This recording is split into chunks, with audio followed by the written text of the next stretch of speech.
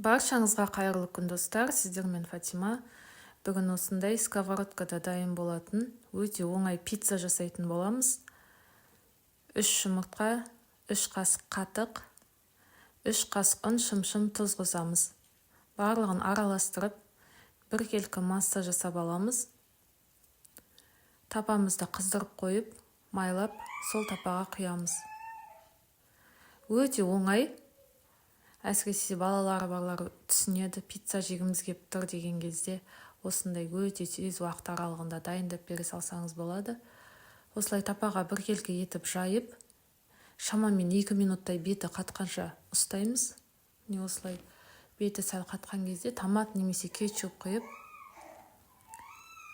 өздеріңіздің қалауларыңыз бойынша бетіне салмаларын салып, орташа отта 5 минутта пісіріп аламыз.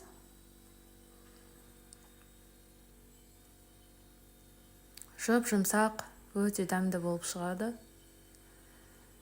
Жасап көріңіздер. Баршаларыңызға ас болсын. Каналыма тіркеліп, лайк басып кетіңіз.